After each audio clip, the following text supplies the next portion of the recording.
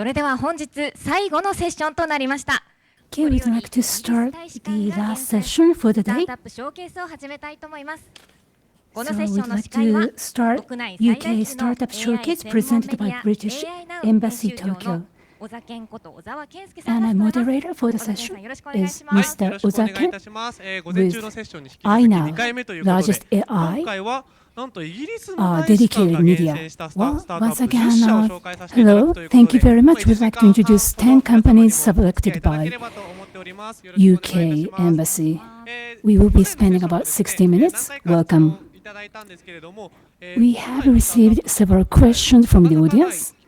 In the morning, this is a great opportunity for you to hear from startups outside Japan, so don't hesitate to send out comments and questions to us.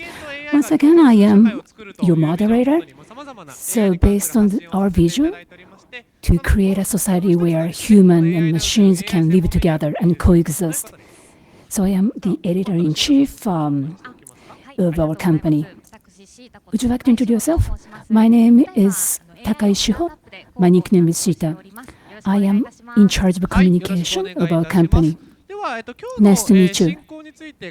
All right, so let me briefly explain how we are going to proceed the session. Again, we have invited 10 startups from the UK. Each company is going to introduce business, and then with them, you can ask questions. We have Q&A session. We will be asking questions as well as share some questions from the audience. So again, we have 10 startups, 10 presentations. Don't hesitate to ask your questions and comments. Okay, shall we get started? Okay, the first speaker is Block Docs. Please watch the video. Hello, everyone. I am Nick Schulman with Block Docs. I am CEO and founder of the company. I would like to introduce our company.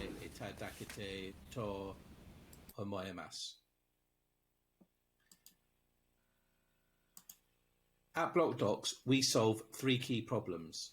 We help building owners and facility managers achieve the goal of smart and healthy buildings. We help public transport operators of trains and buses understand demand through intelligent passenger counting. And due to the recent COVID-19 pandemic, we provide people density and air quality monitoring and insights. BlockDocs unlocks the power of data-driven intelligence, providing our users with a competitive edge.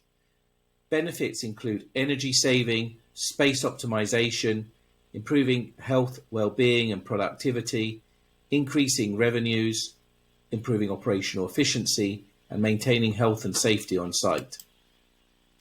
BlockDocs is positioned within the most valuable layer of the building management ecosystem, the analytics and insights layer. And we bring meaning to data which is collected from other parts of the ecosystem, including the hardware and control layer. Two key features of the BlockDocs system are that we are hardware agnostic and so can work with third-party sensors as well as our own. And second, that we're a highly interoperable solution. Here is an example of our actionable insights interface, which includes customizable alerts, notifications, and deep dives for high-level executive decision-making. BlockDocs has been installed in a number of different building types, both in the UK, the European Union, and internationally. We have recently installed in an office building in Tokyo, and have also done projects with the London Overground and on intercity trains running between London and other cities within the UK.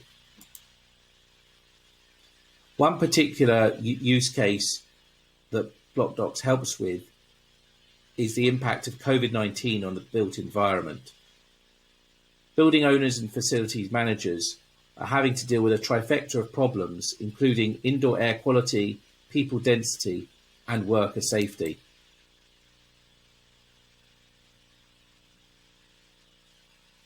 it has been established that COVID-19 doesn't spread easily from touching surfaces, but mainly through airspace, and the infection risk indoors is 19 times higher than outdoors. On this slide are a number of examples from around the world of poorly ventilated or unventilated buildings which have been responsible for mass infections. And the risk is also not just confined to COVID-19, but other airborne viruses such as the flu. BlockDocs has had tremendous success so far. We've been granted 7 patents, won multiple awards, participated in several international smart city accelerators and tech trade missions, and been featured in the media, including the BBC, Channel News Asia, the Financial Times, and the Sunday Times. Japan is a key export market for BlockDocs. We're interested in meeting early adopters who can help us with our first installations and demonstration sites in Japan, distributors and value-added resellers, technology and supply chain partners, R&D partners, as well as investors.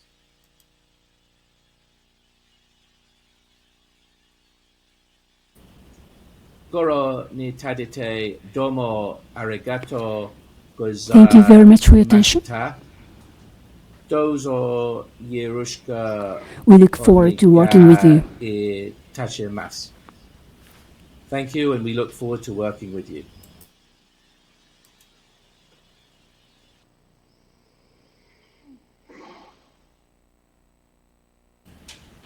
CEO のニック・シュルマンさんが登場いただいております。 Okay, we have Q&A Nick セッション Suman, に CEO よろ of しくお願いいたします。 BlockDocs. 素敵 We'd な like 日 to 本 move 語 on でした。ありがとう to ございました。 Q&A. Thank you very much. Your Japanese was great. Thank you so much. Can you hear me? Yes, I can hear you. はい。とても素敵なビジネスを幅広く展開されているなという I'm 印象を very 受けてい impressed ただ with い the たんですけれども business, and your business has been 日本でも growing. 実際にもう And in 導入 Japan, you have され already ているんですが installed your 日本では system. どのような活用 So in が多いでし Japan, ょうか。 how your system is being used here? What's the main application here in Japan? So in Japan, we are exploring a number of different use cases, but these seem to be consistent with buildings across the world. Space utilization, particularly post-COVID, is a key requirement for both building owners and tenants as they adjust to the new normal. People are very interested in air quality within their buildings, and also especially energy saving. With 40 buildings are the gas guzzlers of the real estate world, and they're responsible for 40% of energy use and carbon emissions. And so there's increasing importance to optimize energy saving within buildings, and that's also something BlockDocs can help with. なるほど、ありがとうございます。ということは、日本の不 Thank 動 you. 産領域の方 So in 知ってい Japan, る方も well, real estate players who are watching the video, if you think about Japanese videos with the use of AI, if you want to optimize space, your business can help. So are you actively pursuing opportunities in Japan? Are you planning to make inroad into Japan? Yes, we are actively looking for further opportunities in Japan, and that's one of the reasons why we're delighted to present to you today. ありがとうございます。では最後これちょっと共通して聞きたいなとは思うんですけど、 Thank you. ニックさんから見て、 So Nick 日本の san, AI from your どういうふうに perspective, 捉えられているのか what do you make of 最後に Japanese 最後に AI? 伺ってもよろしいでしょうか。 Out of curiosity, what do you make of AI in Japan? Well, Japan is one of the most advanced countries in the world in terms of technology, and in fact, BlockDocs works with some Japanese companies already with regard to the technology that we use in our products, and we're always very impressed with the quality of the products that we work with in Japan. 日本の製品の質がいいからこそ、まずそこに AI が Well, 組み合わさってい because of the く high と良いと quality いうことです of ね。 products in はい、 Japan, あ I りが think とうございます。 AI では、 can ニックさん、ありがとうございまし demonstrate its た。ありがとうご quality. ざいました。 Nick-san, thank you so much. Thank you. Thank you very much. 思いがすごく伝わってきましたね。きましたね。はい。それでは次のスタートアップに登壇いただきたいと思います。次はセンチュリーテック社です。それではプレゼンビデオをご覧ください。 Please watch the presentation video. Hello, everybody. My name is Charles Wood, and I'm the Director of International at a company called Sentry Tech, based out of London. Sentry is an AI in education company, and we've developed this leading technology that's being deployed in 45 countries around the world in school systems, as well as with ministries of education. I'm really pleased to be here today at the AI Summit, sponsored by Nikkei, and we're very excited to show you how our technology could have an impact on society within Japan. This is especially important as Japan embraces this digital change that is now part of the mandate of the government. And we're really excited to show you how our technology could support an entire education system, whether that education system is in person in schools around the country or during a crisis such as the coronavirus pandemic has brought us. So I'm going to walk you through what we've built and show you a little bit about our proprietary technology. So Sentry has been around for 8 years, and we're really driven by a strong mission that we believe every single child deserves a world-class education tailored to their individual needs. And we think we can do that by using artificial intelligence to provide unique pathways to each and every child based on those needs. We also think that we can empower teachers with data to make smart and intelligent interventions, which we know helps improve learning outcomes in a more efficient and effective way. Of course, we're using big data and we're harnessing that in order to show progress and achievement and to help support students throughout their academic year. And finally, we believe very strongly that we can level the playing field with this technology and provide this to any child, no matter what their background is. So who are we? Well, we're made up of technologists, educationalists, data scientists, and neuroscientists. And that's really important to us as a company because the product that we've developed is research-based in partnership with leading universities around the world. And we have 3 core pillars. That is learning science, so what we know about pedagogy, artificial intelligence and the application of that, and then neuroscience, so what we know about the brain and the way in which it works. So how does Sentry work? Well, Sentry uses a recommendation engine to identify children's strengths, weaknesses, skill gaps, confidence levels, pace of learning, preferences, etc. And then it makes recommendations based on that. So are you struggling with an element of mathematics because you have a prior misconception? Or are you struggling with physics because of your mathematics understanding? Sentry can pick up on all of that and then make recommendations to the user, while we provide that data to teachers in advanced analytical dashboards. Teachers can then use that data in order to make interventions in a more effective way, hopefully providing teachers with rich insights and reducing their workload as they're not having to mark or enter data into spreadsheets. We also develop and house world-class learning resources which are used by some of the leading educational institutes around the world. This is a visualization of what that unique pathway would look like. So here a child is being recommended elements of mathematics, of physics, of English literature, and even spelling, punctuation, and grammar. And that is interleaved and spaced out for each and every unique learner. We also have a variety of dashboards from the student level to the teacher level to senior leadership within the school, and also ministry and countrywide data. We have a number of ministry contracts around the world where we white label our technology and provide it to whole countries for a statewide rollout. This is some of our reach around the world. As I said, we're in 45 countries and we have various white labeled and translated versions for different curriculars and countries around the world. These are some of the organizations that we work with. We work with some of the leading schools and, as you can see, governments around the world, as well as having a key partnership with Pearson, one of the largest publishing houses in the world. Thank you very much for your time today. I hope that's been insightful, and please do get in touch and I'd be more than happy to walk you through our technology offering and show you how it can be utilized in the unique setting in Japan. ありがとうございました。Thank you very much. Zoom では CEO のチャールズ・ウッド So 様 on が the 登場し Zoom てい we ただい have ておりま Mr. す。 Charles Woods. はい、よろしくお願いいたします。 Thank you very much. ぜひ質問がある方は、YouTube で if YouTube のコメント等でいただければと思います。 please post the 実際この questions 教育の on ソリューション YouTube ということで comment 大変 section. 45 So カ this 国 is に an 展開されている educational 日本の教 solution 育エドテックの deployed in 企業だとあ 45まりないこ countries. とですよ In ね。 Japan, なの it's でとて rare も to びっく find りしま such した。 companies with such 実際これっていう extensive のは presence, so 言 it's 語の壁というのは surprising. あまりな So いんでしょう what か。 about the language barrier? Do you have any language barrier in providing the service? Thank you. Currently, there are no language barriers for providing the service. We've tagged the entire platform, which means that we can very quickly translate it into any language. And indeed, we've translated it into Arabic, Chinese, and now Spanish. So to translate it into Japanese will be very quick.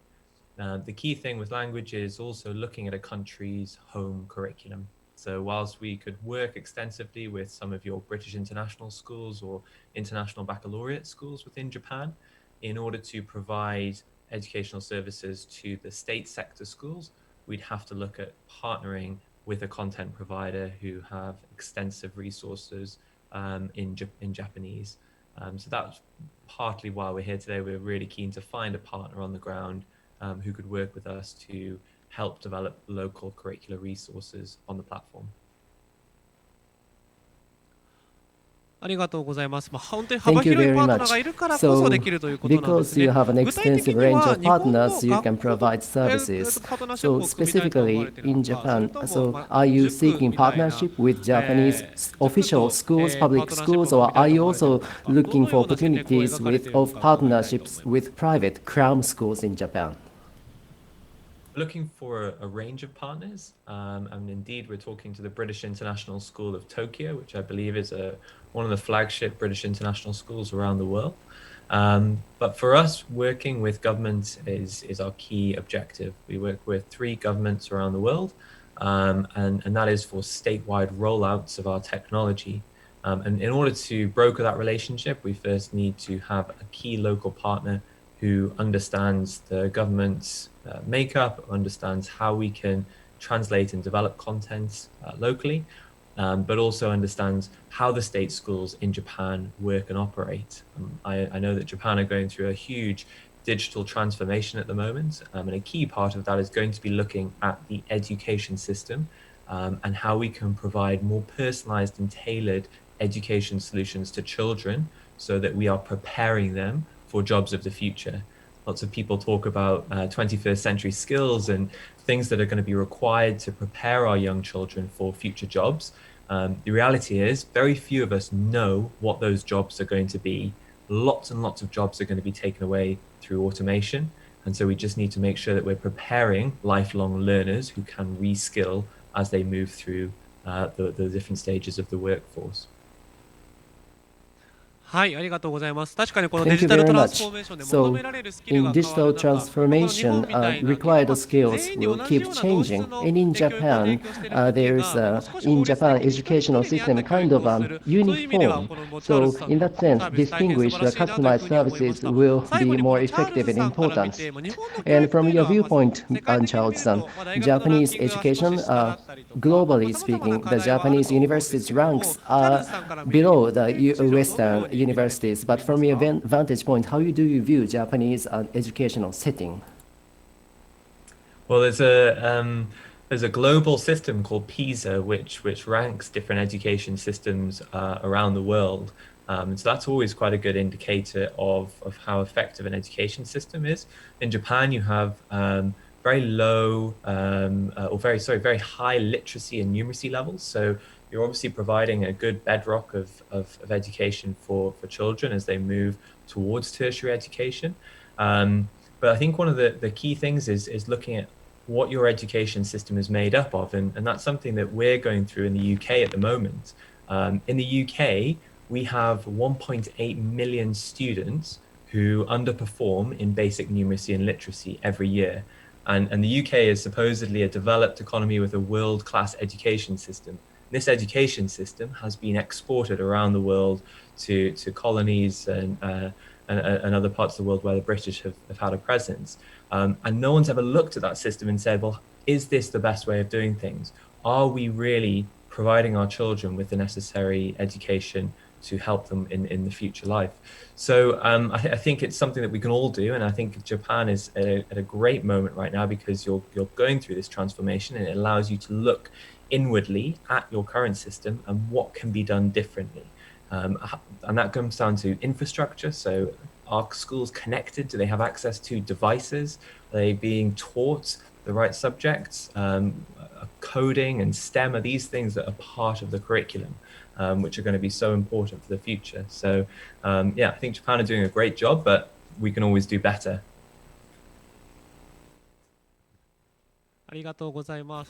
Thank you very much. So, Century Tech's services, I believe, hopefully will increase the number of AI engineers in Japan. So, Mr. Woods, thank you very much. Thank you very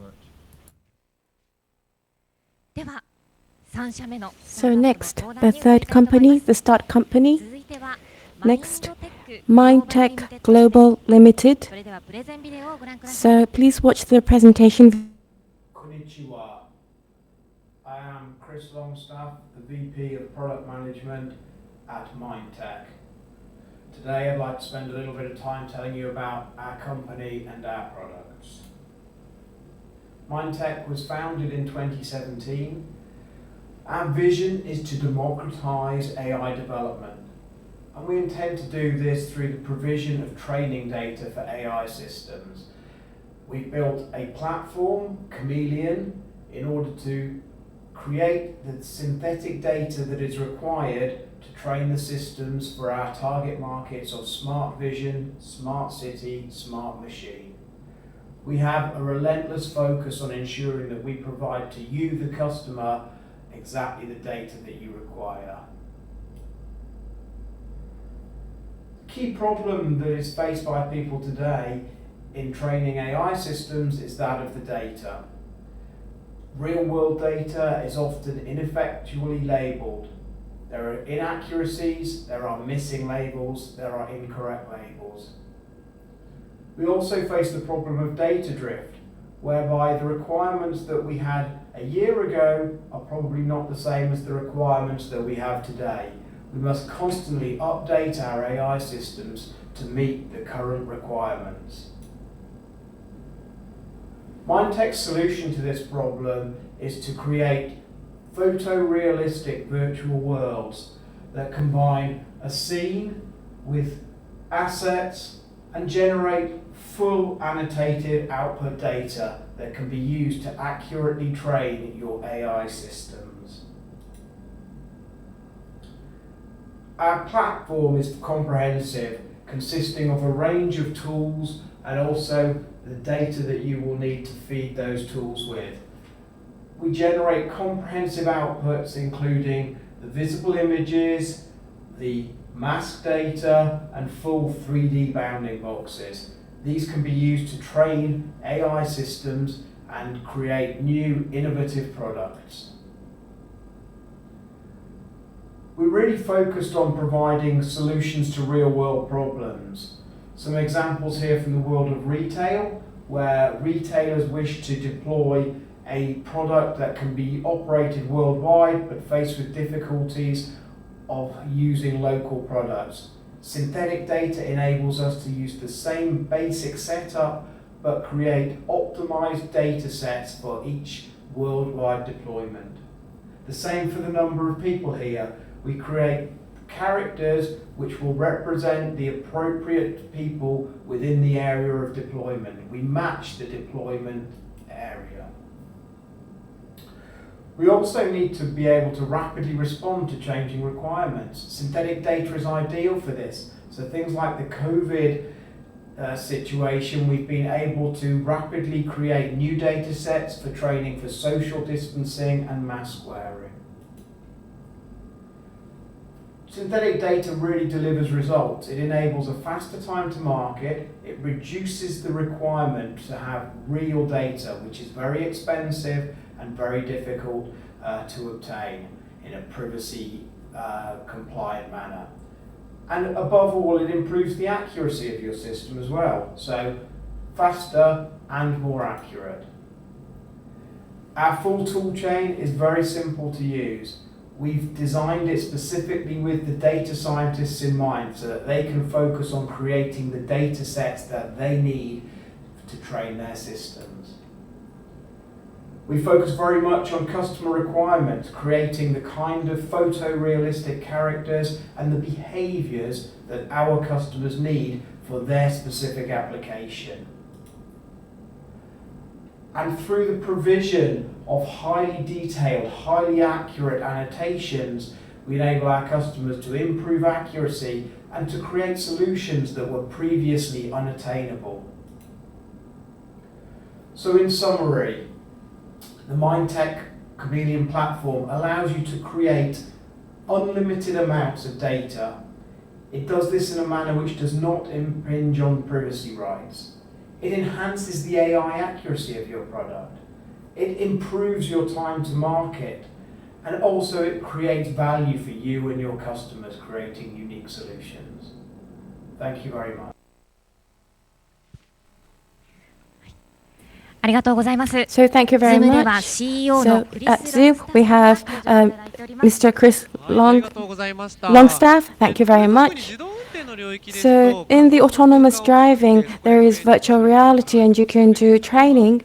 雪道をずっと So if you're driving in a snowy road, in Japan there is not many days where there is snow, so you can have that in virtual reality. But I think you're deploying that in various areas, which I find it very, very interesting. So thank you very 具 much. 体的には今後 So to be 日本ではどのように concrete, 進出して in いきたいと how do you want to 考えていらっしゃいます tap into the か？ Japanese market?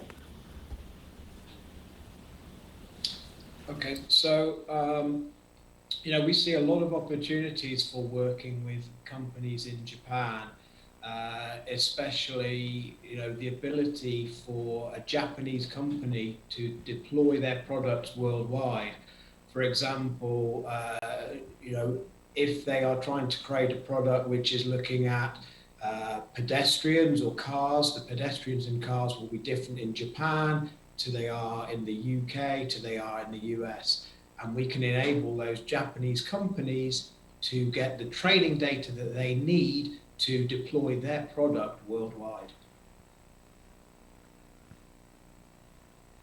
なるほど、なるほど。ありがとうございます。 I see. 実際これ逆に日本のいろいろな仮想空間を作ったり The しても面白 various いね。 virtual reality world, I think it's interesting if you create that, and I also want to see that. そういう予 But 定っていうのはある do you have any plan making any virtual in Japan? Yeah, so we've actually already done some work with some customers who would like specifically the look and feel of, for example, retail stores in Japan. So they are comparing retail stores that they have perhaps in the US or in the UK with a retail store in Japan. So obviously there are different products and there are a different look and feel, but the end goal is always the same. They want to prevent loss through shoplifting. They want to identify popular product lines. They want to ensure social distancing. So the same problems exist worldwide, but perhaps the environment is different. So yes, we have already done some work with customers to model specifically for the Japanese market. なるほど、なるほど。ありがとうございます。 Thank you. 具体的には日本でいうとどのような So in Japan, パートナーシップを組んでいきたい What kind of partnership would you like to form?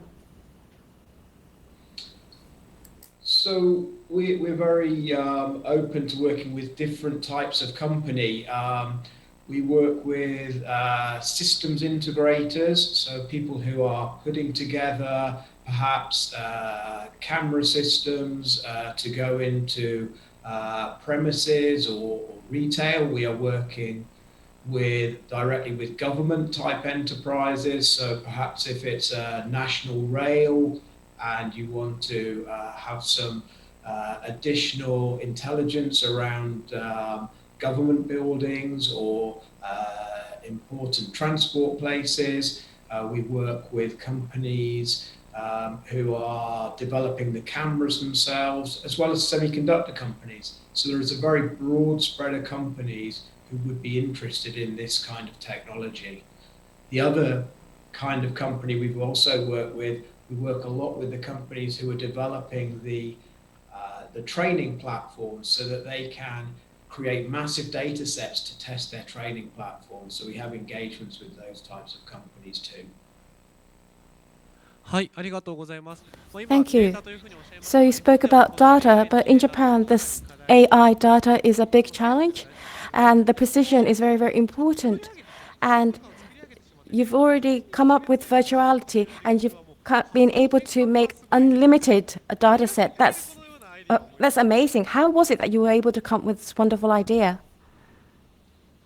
So really, we've come from a semiconductor background, and we understood very well the requirements in terms of training, and the problem for everybody really has been getting that training data. So there are a few companies like Baidu, Amazon, Tesla, Google, all of whom have access to massive data sets.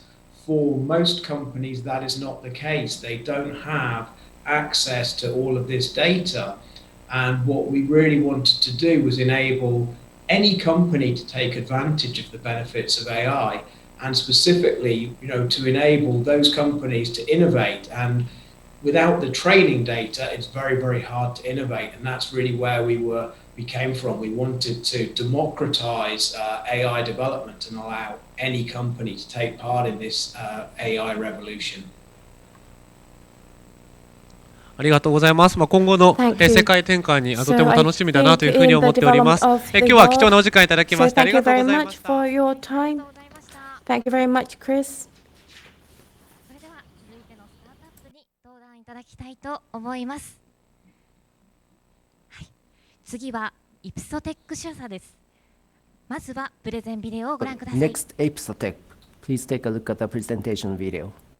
Hello, everyone. My name is Chris Bishop, and I'm the Sales Director responsible for the Asia-Pacific region and Marketing Director here at IPSOTEC. IPSOTEC is a UK SME with its headquarters located in the United Kingdom. Our development team includes 6 PhDs and is led by our co-founder and CTO, Dr. Bogos Bogassian. We have a collection of global patents and a proven track record of delivering our artificial intelligence video analytics software solutions via a global channel partner network in sectors such as aviation, nuclear, critical national infrastructure, oil and gas, law enforcement, and transportation. Across these vertical sectors, we have successfully delivered more than 600 projects in 38 countries. Our USP is based on the fusion of our patented scenario-based rule engine and artificial intelligence called AVA. Our scenario-based rule engine is at the heart of IPSOTEC's video analytics platform. It allows the concurrent and sequential combination of behaviors with Boolean logic to accurately define behaviors of interest.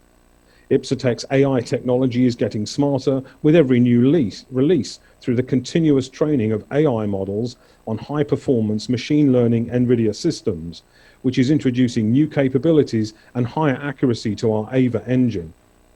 AI technology offers many advantages to end users, including higher detection accuracy and lower false alarms, ease of deployment through the use of AI for automatic scene segmentation and calibration, along with new capabilities in determining social distancing and face mask detection to assist in protecting people and keeping businesses safe during the COVID-19 pandemic.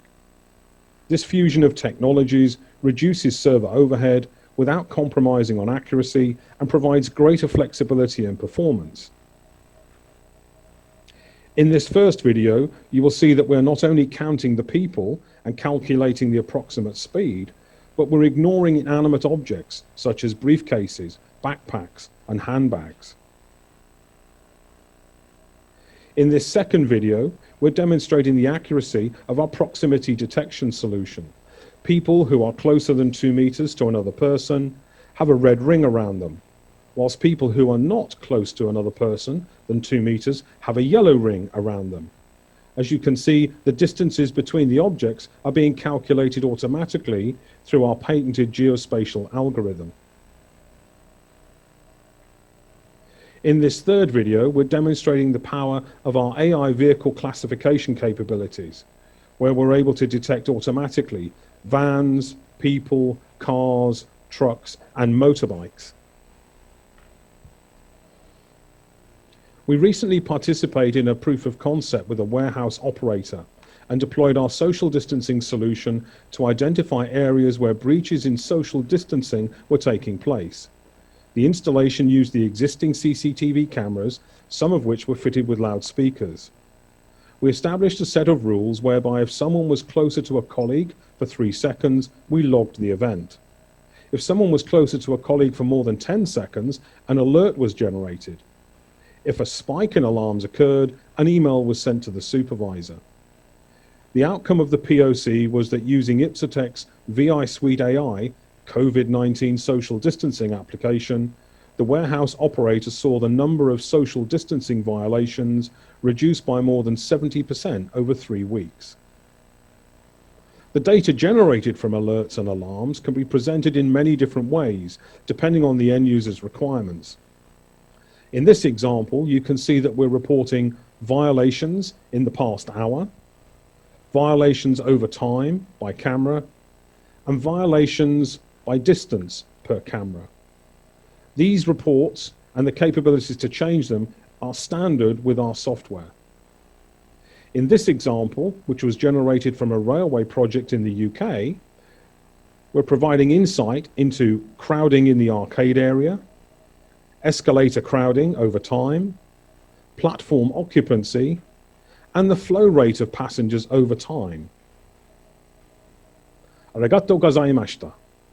If you would like to learn more about the AI-based solutions available from Ipsotech, and in particular how we are protecting people and keeping businesses safe during the COVID-19 pandemic, please visit our website or that of our value-added reseller in Japan, KJ Fellow.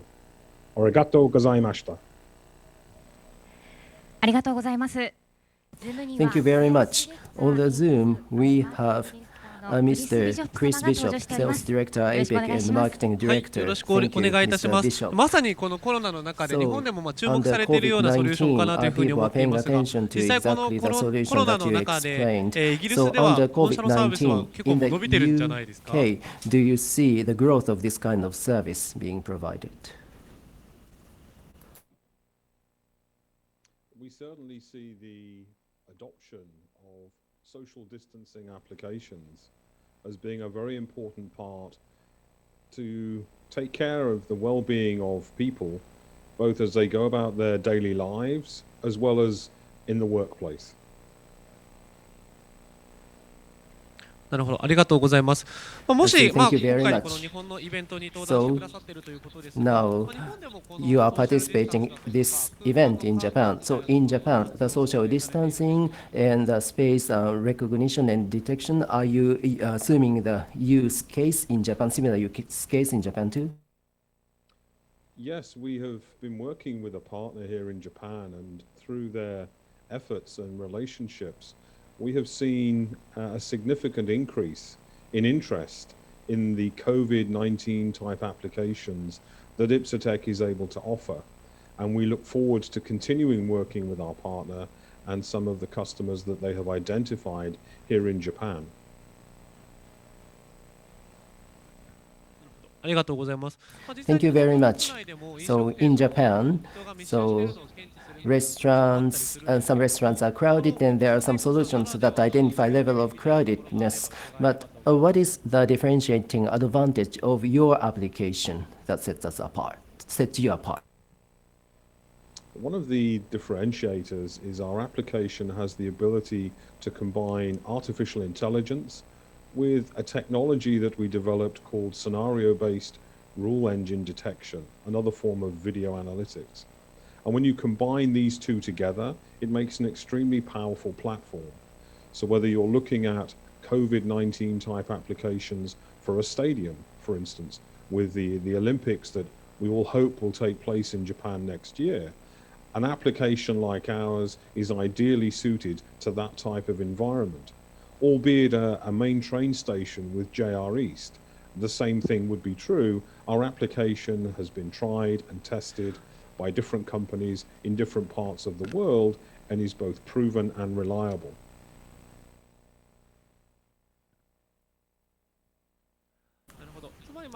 Let's see.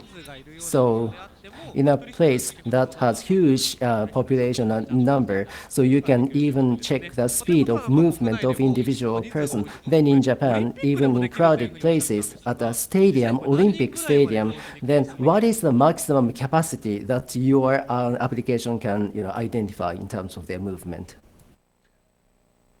I think when we consider people moving, one of the aspects is crowding.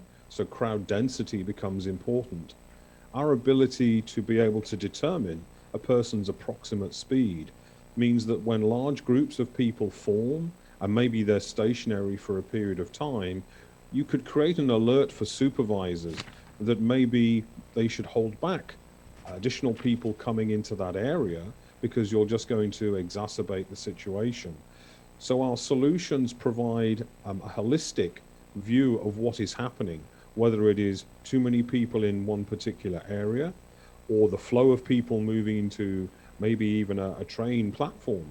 And therefore people who can make decisions are making informed decisions based on real evidence that they can see, which can be updated in real time. I see. So not just the number of people in this place, but the speed of that person's movement. So various aspects can be looked at together. So Japanese firms, so not just the number of people, but other aspects, elements can be looked at with the use of your technology. Thank you very much today, Mr. Bishop. それでは次のスタートアップに登壇いただきましょう。続いてはレザテック社です。それではプレゼンビデオをご覧ください。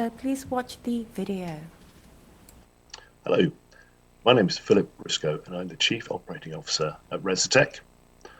So what Resatech delivers is geospatial AI.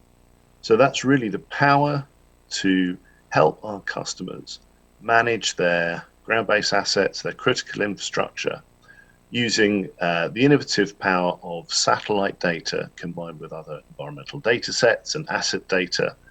But because we're using satellites, we can do this remotely, do it at scale, and we can do it cost effectively. So we're based out of the UK, but we work all around the world. So we're very happy working in places like Japan or the US or in Europe. We were founded in 2012, and now we're over 50 people. Mainly a combination of Earth observation scientists, of data scientists and software engineers. And we work across 4 main sectors. So we provide our geospatial AI products to a variety of different companies across different sectors. So we work in forestry. A lot of our work there is looking at different ways of providing a forest inventory, for example, identifying tree species using artificial intelligence techniques, but also looking at things like post-fire damage, looking at the condition of timber post-fire to get it to market where it's still salvable, but also looking at things like early detection of pest and disease. But because we're using satellites and because we're using artificial intelligence to predict where there's more risk than more traditional methods, we can do this cost effectively, more cost effectively than more traditional methods. We also work with water utilities and owner operators, for example, of large assets such as dams or big pipeline networks. So using radar data, for example, we can look at very small changes to the terrain motion and small changes to vegetation in terms of vigor and color. When we combine those things into different models, we can start to look at longer term trends associated with risk.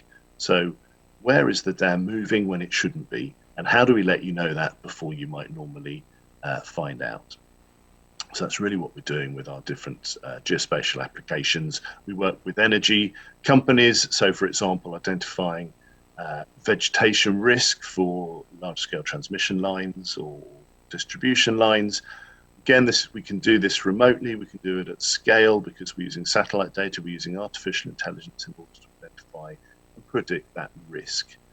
And also in agriculture, we work across a broad range of different propositions there, from working with farmers to help improve yield, through to helping dairy farmers understand how much grass there is in their paddocks, to working with processors of different crops in order to help optimize their factories.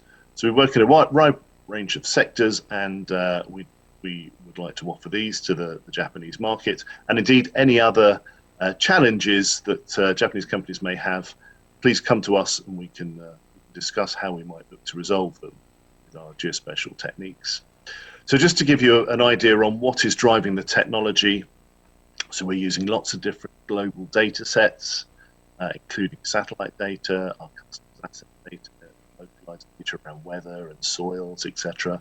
And then we're starting to take all of that data and interrogate it and run it through our proprietary models. And this is where we start to use our artificial techniques in order to fill in the gaps, in order to train our models on existing data and automate the interpretation of all these complex data sets.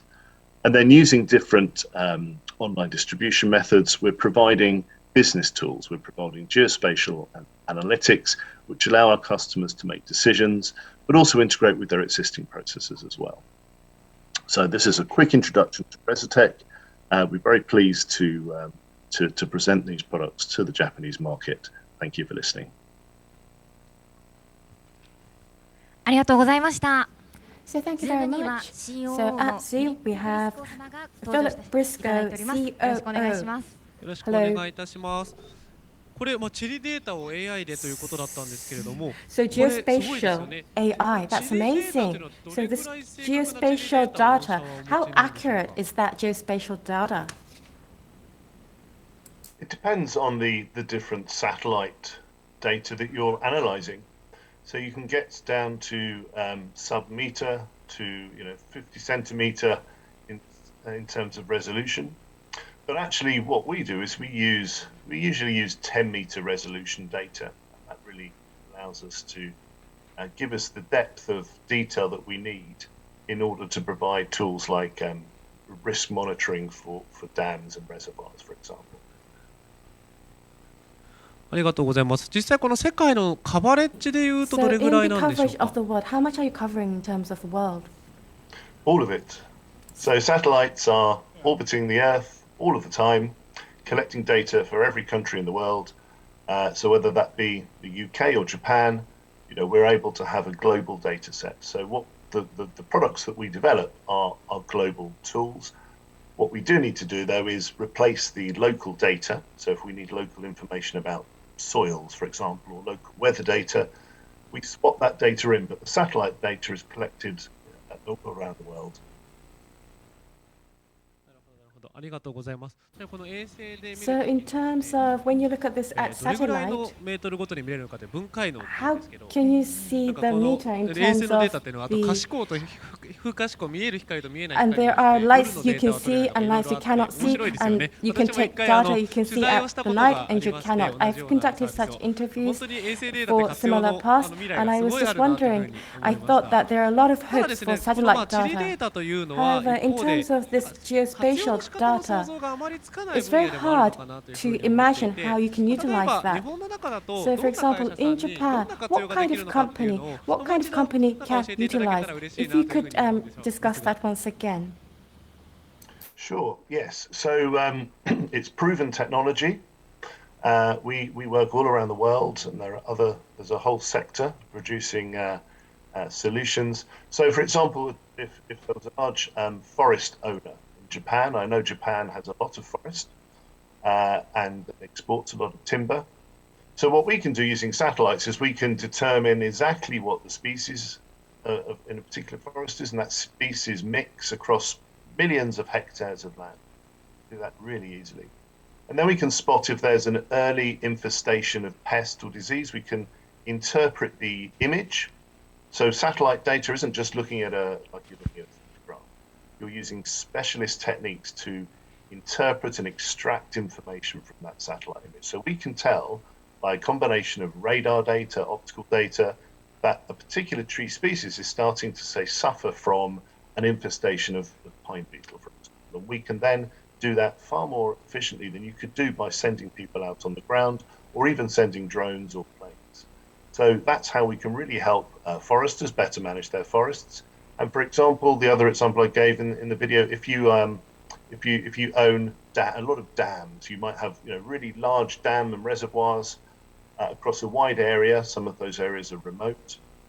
What we can use is we can use radar data to measure to the millimeter changes that are happening every week. So we can identify even if there's a very small change in the ground motion or the structure, and we can alert the whoever's managing the asset, the dam, to go and prioritize the inspection and perhaps repair effort, as opposed to not really be able to see that information unless you send someone on the ground or you have relatively expensive instrumentation.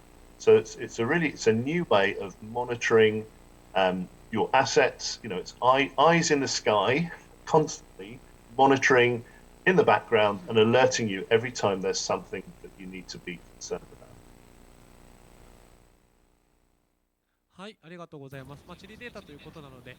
So it's geographical data. So it's geospatial data and other data, and I think you said that there are a lot of business opportunities, so especially who have a vast lands and geospatial aspects.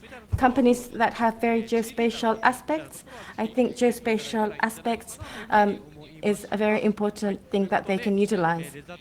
So we had Mr. Philip from Resetech. Thank you so much.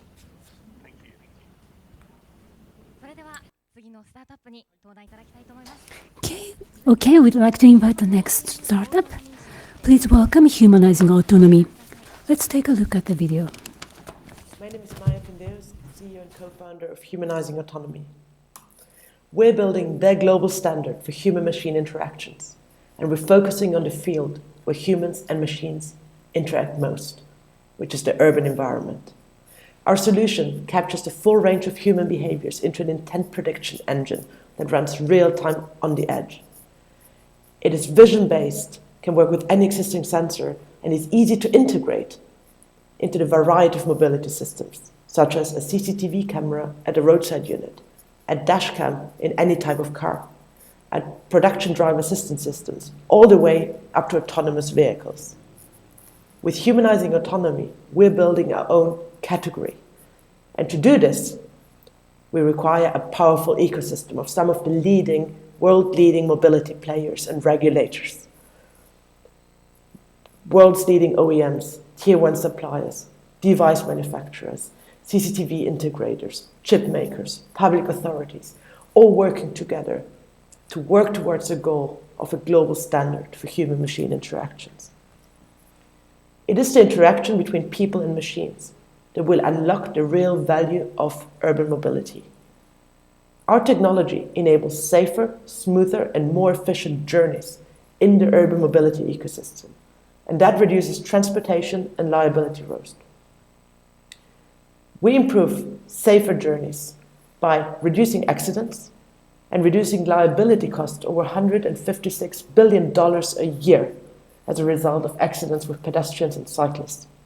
We enable faster progress by increasing driving efficiency, but also improving better decision-making when driving through urban environments.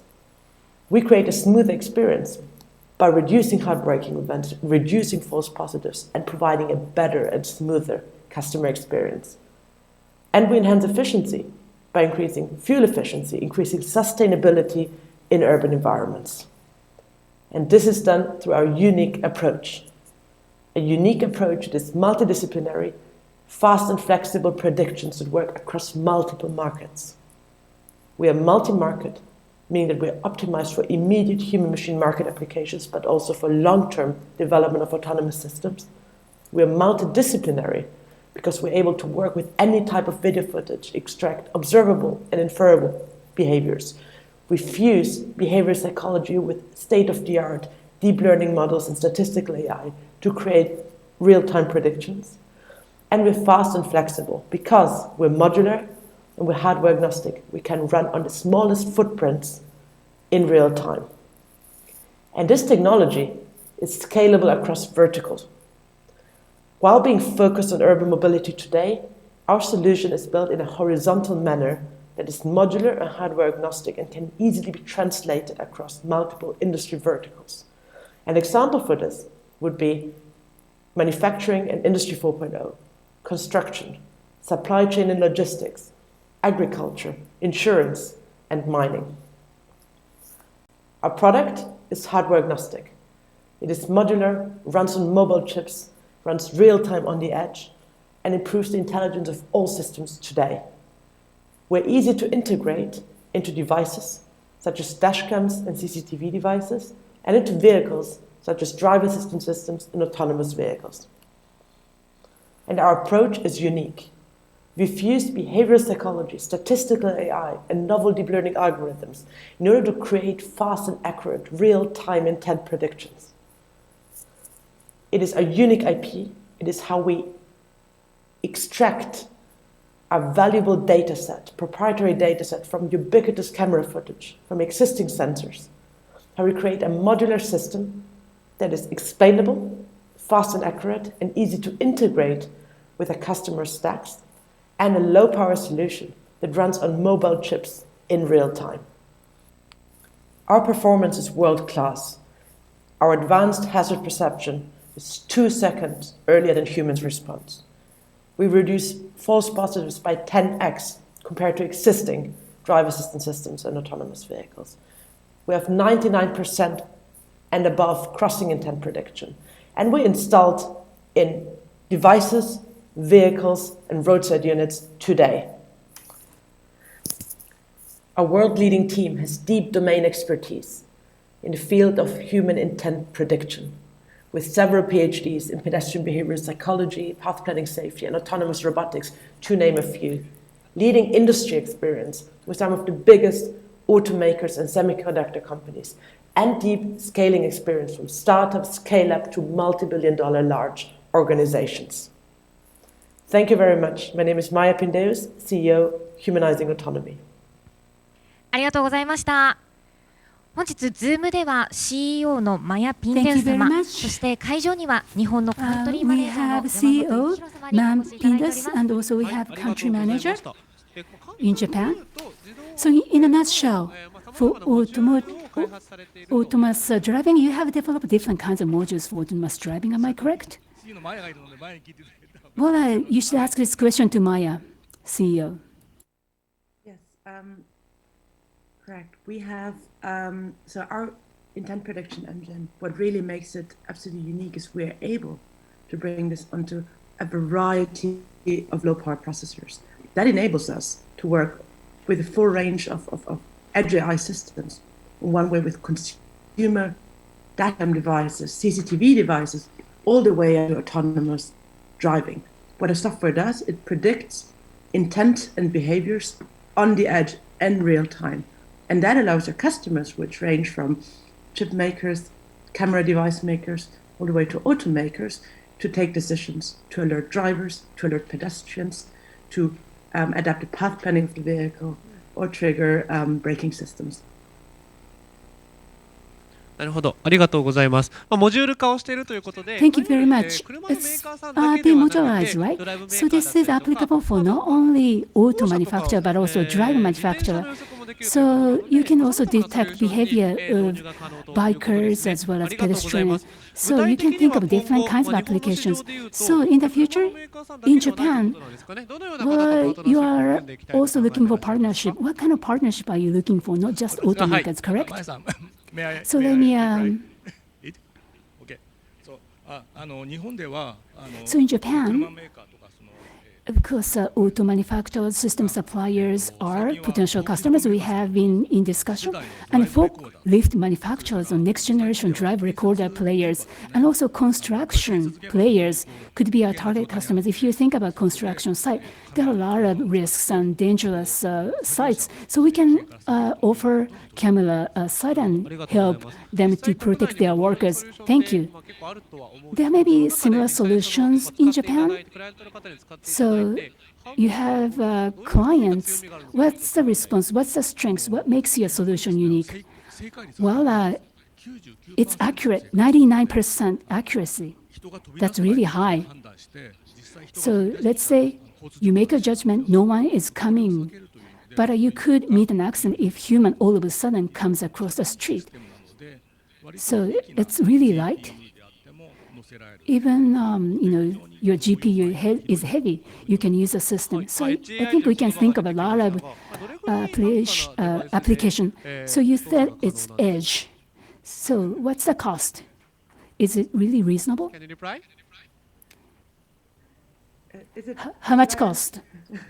Wait, I take this answer. So Yamamoto-san, go ahead. How many cheap devices can we use? Don't know. Yes. So what is amazing about the technology is that we managed to bring this deep neural network-based technology from high power, high cost GPUs to mobile chips.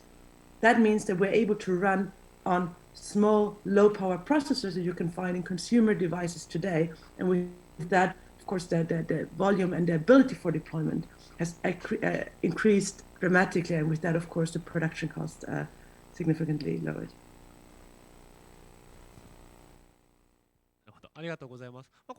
I see. Thank you. So this is modularized. So as you deploy this, you can capture more data sets. And I think accuracy will improve even further from where it is. So mobility players, you may be interested in this technology. Don't hesitate to contact us. Thank you so much for your time. Maya-san, Yamamoto-san, thank you so much. Let's move on to the next startup. Next firm is IntelliCharge Limited.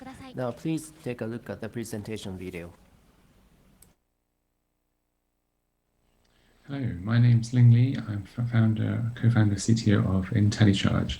And this video will talk a bit about what our company does. So without further ado, let's begin. So the problem at the moment in the UK and deregulated energy markets is that there's a huge supply of suppliers. Competition is fierce, but there's plenty of rewards to be gained. For example, in the UK, there are 70 plus suppliers in the UK, over 150 different suppliers in Japan. Approximately about 13% of households switch companies every year. At the same time, EVs represent a new growth area for the energy industry. As more energy we need to generate this increase of this demand.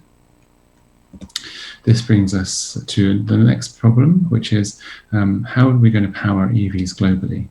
If you think about an EV, one EV is equivalent to one average household of energy consumption. Looking at the figures, in Japan you have 53 million households and approximately 68 million automobiles, whereas in the UK we have 19 million households and around 38 million registered cars. Globally, energy demands will increase as we switch from legacy diesel petrol vehicles to electric vehicles in the next over the next 10 years. So the problem we have is that in the UK and increasingly we are seeing more fluctuations in how the power demand is generated and consumed. So if you think about their morning and evening times, there will be peak demand. If you charge your vehicles here, there'll be more strict constraints on the grid. Whereas what our system does with IntelliCharge is we load balance when energy will be delivered to your vehicle. So for example, if there's a surplus energy generation during the morning or during the daytime through solar or when it's windy, we can schedule the car's charging to be this sort of time, where you then charge your vehicle with cheaper energy and reduce your carbon intensity for the energy that supplies your EV.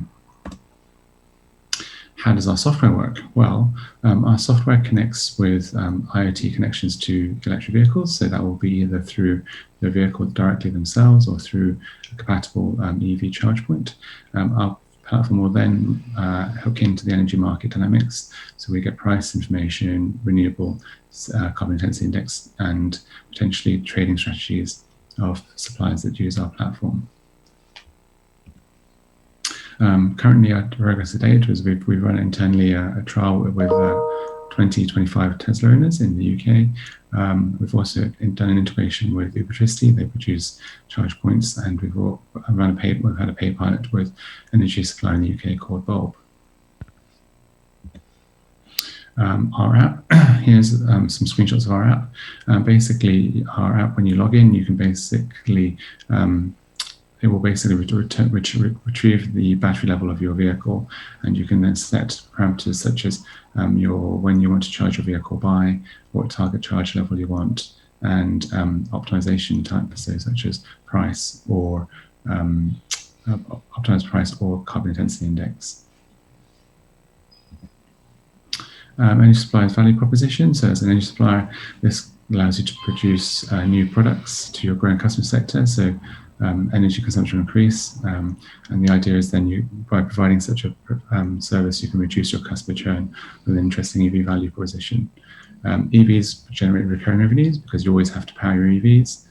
In the UK, we reckon this is approximately an extra £500 to £1,000 worth of revenue per year. In Japan and UK, there's a total of 500,000 plus EVs and growing. Third level of revenue generation is you can unlock potential revenue sources through the data mining, or the charging data that you receive, and that can be potentially sold to grid operators and distribution networks and provide demand-side response services. Distributed benefits, so EV owners can be rewarded with cheaper energy tariffs. Suppliers can reduce their costs because you can control when you charge your vehicle. You can also control when your costs are. So this has also introduced low capital cost requirements for providing DSR and virtual power plants. And also you can provide a positive item for corporate social responsibility. So our roadmap for 2020, we'd like to set up some additional pilots with energy suppliers and utilize machine learning to better predict charge and optimization strategies. And we're looking to raise funding as well. We're looking to raise about 500k, and my name is Lingley. My contact details are here. Thank you very much for your time. ありがとうございました。Zoom にはファウンダーのリンリーさんが登場いただきます。よろしくお願いします。よろしくお願いいたします。ここからはモビリティパートということで、モビリティに特化した So now we are in a mobility part where we are introducing mobility startups. So it was a very impactful services and a very good, easy to follow presentation. And it's very eco-friendly and it allows optimum charging for EVs. Thank you very much for the presentation. So the question from me, in the future in Japan, so Japanese suppliers, are you intending to tie up with Japanese local suppliers with this initiative? Yes, we'd love to work with Japanese local suppliers to help roll out our software. It means that gives them opportunities to create new products, perhaps, for example, new EV tariffs that incentivizes EV owners and basically reduces the customer churn rate. So suppliers can really retain their customers for longer, and that brings obviously value for them. And they can use this application to show to their customers how much they're improving the environment and their reduction of carbon intensity. Thank you very much. So the EV, I didn't know that EV consumes the same amount of electricity as one household. That was surprising. So there may not be enough energy supply, so it's a huge challenge. So IntelliCharge Limited services included, but other solution would be in high demand. So thank you so much. So today, thank you very much for your precious time, and thank you very much for the presentation. So next startup company, next Propel Me Limited. So please first watch the video.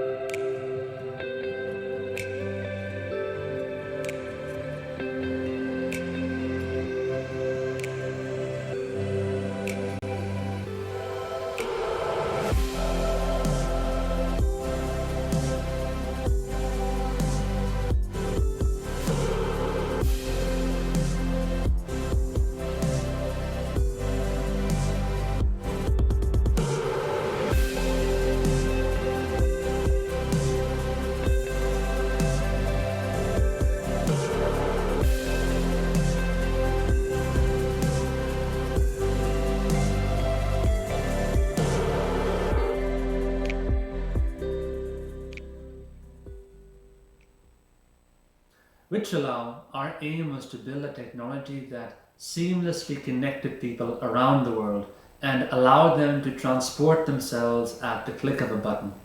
I'm very proud to say that not only have we built the Chalao robots, we've also built an entire service architecture that is currently live. And what we're going to show you next is a demonstration of the Chalao service running on our website, which is right now in beta mode. And it is public access, so anybody around the world can try it completely for free. Welcome to the Chalao website, where you can teleport yourself to real places around the world by beaming into robot avatars. You can see a number of portals. Each portal represents a location in the real world where one of our robots is deployed. You can see the exact time in days, hours, minutes and seconds before a portal opens. You can click on a portal and find out more about that place, as well as browse through different photos that give you a feel of what it's like to be there. Once a portal opens, it becomes active. You can click an active portal and you'll then see a green Enter button. Clicking the Enter button will instantly transport you into the robot at that location. In addition to the robotic systems and the software infrastructure that makes Chalao possible, we have built a whole suite of robot technologies related to computer vision, artificial intelligence and deep learning, robot perception and mapping, autonomous navigation, augmented reality, and much more. These services make Chalao robots and the user experience both safe and highly enriched. Here's a first glimpse of what our Chalao edge technologies look like.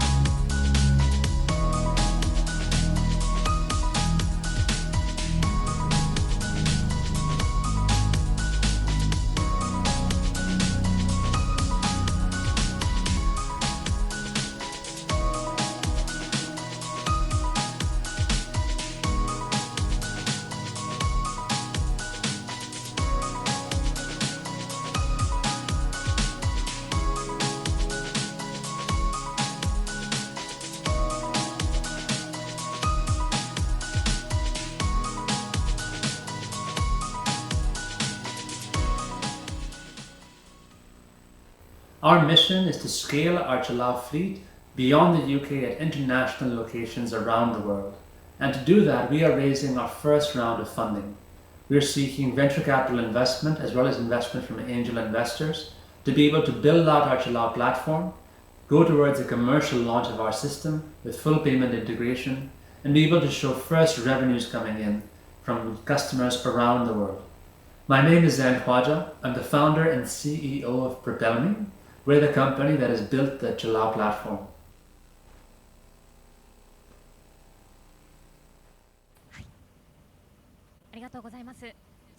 Thank you. So in the Zoom, we have the founder and CEO, Zain Khwaja. Thank you very much. これなんかいろんなところで活用できそうだ So なっていう it ふうに思 seems っ you たん can です。特になん utilize かオ this フィス in と a かで lot of 使うと一 places, 緒に especially 働 if い you てるような utilize 感 it 覚 in を an 得られたり office. すると思っ You た have ん the ですけ same ど、 feeling of な working ぜこ together. れ旅行という分 So 野に in 絞ったの travel, か why 伺いたい did なと you 思うんです decide が。 travel, tourism? It's a very good question, thank you.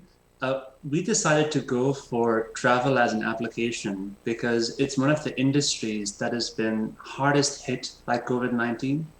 Right now, people have been unable to travel places due to restrictions on international travel. People can't actually spend time together in tourist destinations because of social distancing rules. Many tourist sites have had to shut down because of this. And for us, the idea of using these robots that we built and the technology that we built to allow people from all over the world to transport themselves to different locations was very exciting. It was a service that no one's really offered before. Travel is one of the few industries that hasn't really gone fully digital. So there's no real kind of true online experience for travel. Whereas for things like remote working, there are lots of good alternatives like Zoom and video conferencing. But with travel, you really want to be there. You want to experience the sights and sounds. You want to interact with people. You want it to be live. And with this robot, it's outdoor capable. So you can be in outdoor large scale sites. And so for those reasons, we wanted to focus on travel as an application for now and for future adoption. なるほど、ありがとうございます。なんか北極とか南極とか So 深海 in とか Arctic and the Arctic and Savannah where there are lions, that sounds very, very interesting. はい、ありがとうございます。 Thank you. I don't think we'll put the robot with lions. This is more designed for places kind of where you have zoos, for example. You might have them in different kind of public locations. Right now, our website, jalao.com, has 7 locations, which we call portals. Those are going to be live in the coming days and weeks. So those are the number of locations, such as by a lakeside. I showed an example in the video at a Peace Pagoda, as well as some more exciting places coming up, like historic parts of Oxford and even parts of London, like Trafalgar Square. And so we're really trying to expand the number of locations, both in the UK and internationally. And we aim to triple the number of locations from right now 7 to about 21 in the next couple of months or so. はい、ありがとうございます。 So thank you very much. In Japan, in Kyoto, there are a lot of beautiful scenes. So it would be great if you could see that image. I look forward. So thank you very much for your time. Thank you very much, Mr. Kawaja. Okay, next, we have 2 more to go. So let's move on to immersive simulations. Let's take a look at presentation video. Hello, my name's Geoff Retson. I'm the Head of Business Development at Mentz. I'm going to give a pitch about the use of simulation to model mobility services for tomorrow and also today. So who are Mentz? We're a transport technology startup. We've got over 40 scientists, developers and engineers based in the UK, where our headquarters is, Spain and the US. We're backed by several CV funds at Amadeus Capital from the UK, Global Brain Corporation and 31 Ventures from Japan, and indeed we're looking to strategically enter the Japanese market with our technology. We support the global challenge around the future of mobility. So transport's fundamental to all of us, and the ecosystem's being rapidly disrupted by new technologies, business models, and behavioural changes, and more recently, the impact of COVID-19. But decision-making's slow, it's expensive, it's based on limited data, and it means that opportunities around new services often aren't taken, or how to make existing services more efficient. So to bring this to life, we've got a couple of images on the next slide. In the top left, we have an autonomous taxi going around the streets of Tokyo. There's lots of tests for AV technology around the world, and it's important to model this to see how it can be scaled. Below that is an electric vehicle. It's important to model the impact of EV infrastructure on the fleets of tomorrow. And I understand in the Japanese market, a lot of these points are going in at grocery stores and other locations. So it's important to understand where to place these and the impact of them. We've got a picture of a congested street in Tokyo, very similar scenes around the world.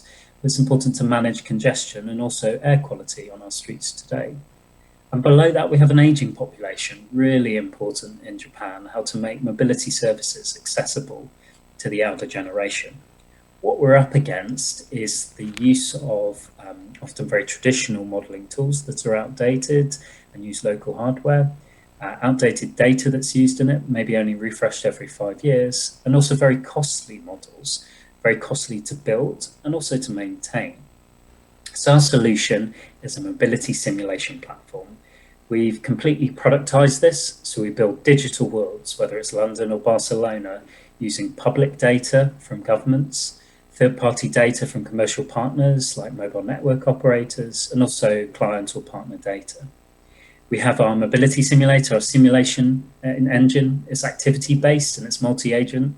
So we're modeling all of the people and all the vehicle moving around the city in a very granular level of detail. It's also cloud hosted, so it makes it really fast to run these simulations. And we've got various applications that hand off this. So we've got fleet management. It's used by OEMs around the world at the moment to plan AV or EV services, infrastructure operations to manage congestion and air quality on the streets, and transport planning to look at the impact of where people live and where they work on where to invest in transport infrastructure. And the last bit's really important, analytics. So this is where people make decisions through our easy-to-use web-based analytics that are accessible through our subscription packages. So to show you what this looks like, got a couple of screenshots here. So on the left-hand side, we allow you to configure the simulation. So whether it's planning an electric taxi service in London, or maybe looking at AV services in Barcelona, or maybe looking at the impact of EV infrastructure changes in Tokyo. We allow you to model all of these, all the services, maybe taxi, ride share, other services, put all of the information in about the vehicles and infrastructure, and fire that off to the cloud. On the right-hand side, you can see tiles for different simulations that have been run, but we allow you to experiment with different vehicles or different technologies to get the results. So on this slide, you can see a plot. This is showing a fleet, what it's up to at different times of the day. In light blue at the bottom, you've got when the vehicle's in service, and at the top in yellow is when the vehicles are recharging. So for example, you might use this as a decision to increase the range of the EV vehicles, so they spend less time recharging and more time on the roads. This is integrated into Tableau, and you can export the results, which is really important.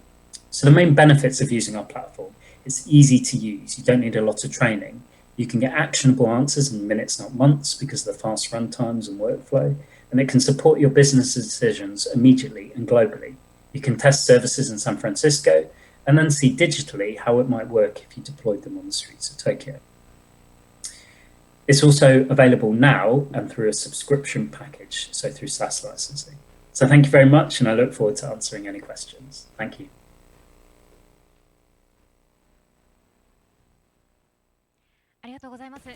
Thank you. Okay, we have Mr. Jeff Luxton, Head of the Business Development. Thank you for joining us. Thank you for your presentation. It's so easy. In a nutshell, you can do marketing study in real time, am I correct? And also you can focus what's going to happen in the future. That's a very good question. Thank you. Yeah, so the benefit of what we do in terms of simulation modeling is you can see all the movement of people and vehicles around the city. So it can be used for some marketing applications. It's particularly useful, though, to plan transport services. So where vehicles might be needed for people, or maybe where there's a gap in transportation, maybe the public transport isn't good in a particular area, and a taxi service or demand responsive transit is the way to go. So yeah, we allow you to model a lot of these services in a lot of detail. なるほど。 Thank you. なるほど。 ありがとうございます。では、ヘッドオブビジネス。 Okay, we have Mr. Jeff Luxton, Head of the Business Development. Thank you for your presentation. I see. So in Japan, well, this system can read different kind of data sets available in Japan as well? That's a very good question. So at the moment, we're partnering with a number of international data companies. One example is Here Technologies, who we use particularly in the US and UK market.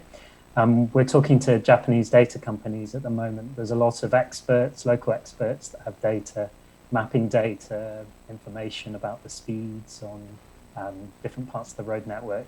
So we're growing that ecosystem at the moment to launch in the Japanese market. I see. Thank you very much. Based on big data with machine learning, with AI, you can predict many things. And then with public data, you release the results. I think this is a very interesting service model. So I look forward to seeing your business. Thank you very much.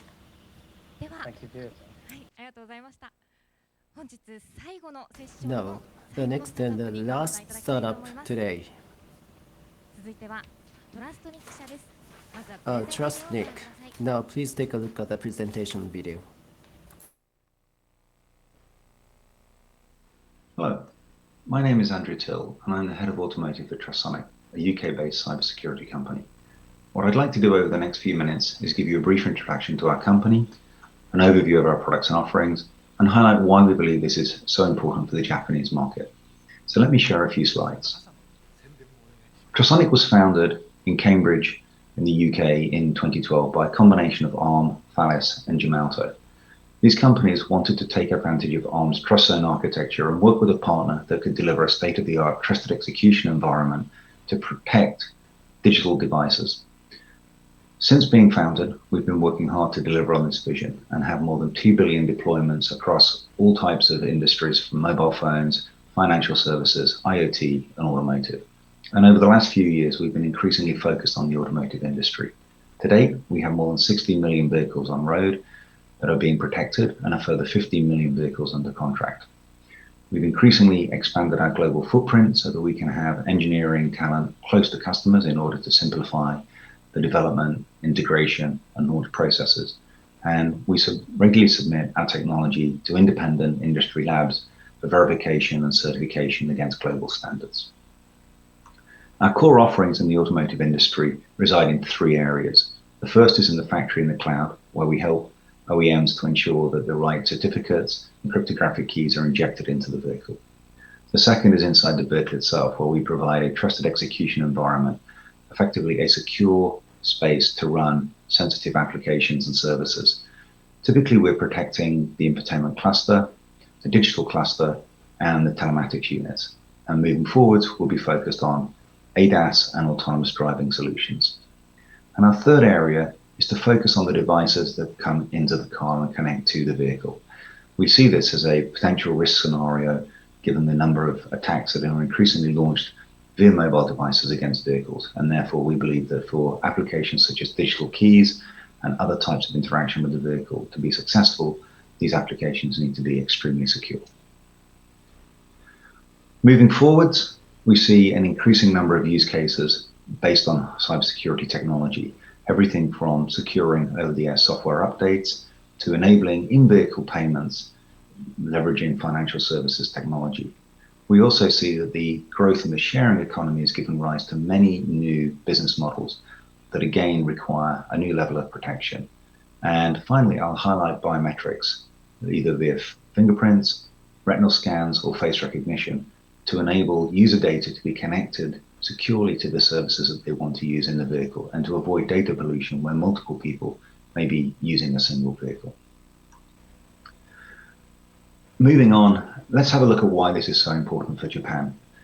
The automotive industry is about to introduce significant new cybersecurity regulation known as UNECE Working Package 29. This requires that cybersecurity is built into the heart of all new vehicles that launch from mid-2022 onwards, and that OEMs now actively monitor and then look for cybersecurity threats against vehicles and take steps to protect vehicles, whether they are in production or on the road. And this is a requirement that will extend throughout the entire life cycle of the vehicle and all the way through the supply chain. Japan is committed to be one of the first markets around the world to introduce this legislation, and we believe that this will give the Japanese automotive industry a head start and a competitive advantage when it comes to understanding the next generation of cybersecurity requirements. And this is why we're so excited to be already engaged with multiple Japanese companies to help them prepare and support WP29. Finally, I'd like to just share with you some of the customers that we're already working with today. As you can see from this chart, we have a range of customers in the OEM space, in the tier 1 space, and also at the silicon level. And we're providing this technology both embedded into the vehicle, in the cloud, and also, as mentioned earlier, in the form of digital car key applications to enable next generation services. I hope this has provided a good introduction to Trustonic, and I look forward to the Q&A session. Thank you. Thank you very much. So on the Zoom, we have Head of Automotive, Mr. Andrew Till. Thank you very much, Mr. Till, for attending today. So most of Japanese OEMs are collaborating with you already, and that's impressive. And moving forward, what kind of additional Japanese companies are you looking to partner with to expand your business?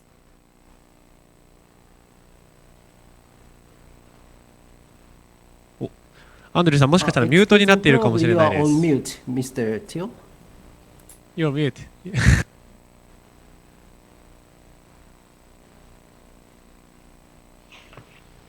I'm sorry. Are you able to hear me now? Yes, I can hear you. Yes, we can hear you. Thank you. Yeah. So firstly, thank you for having me here today. It's a pleasure to be here. We believe that the Japanese automotive industry as a whole is set for a lot of success over the coming years, and we are very excited to be able to work with more companies in the supply chain, silicon vendors, tier 1 companies, and in particular in the ADAS and autonomous driving areas.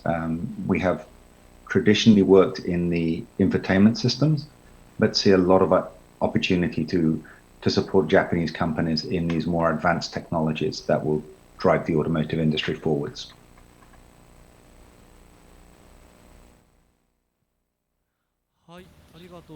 Thank you very much.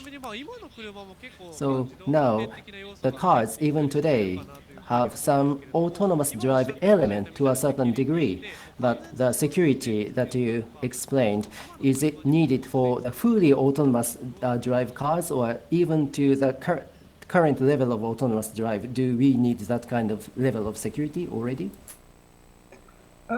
For any level above level 0, I believe that strong cybersecurity is needed and increasingly now expected by vehicle owners.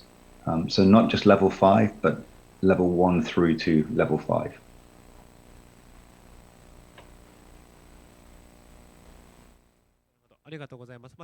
Thank you very much. So there are level 1 through level 5 in autonomous drive, and level 5 is complete autonomous drive. So anything other than level 0 would require the cybersecurity. So autonomous drive will transform the autonomous auto industry. So we are cheering for Trustonic because it's a very important area. Thank you very much. Thank you very much, Mr. Till, today. Thank you.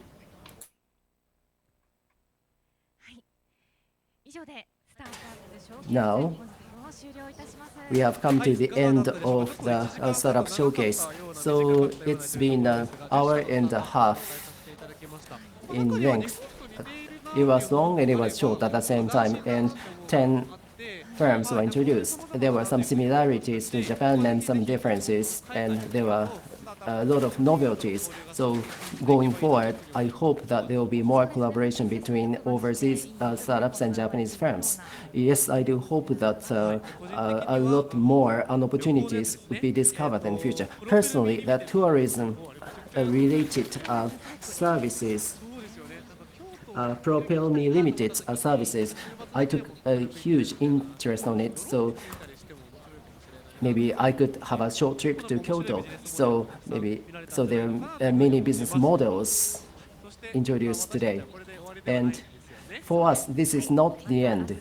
So tomorrow, starting at 9:30, Startup Showcase, inviting the Canadian startups will be held tomorrow morning.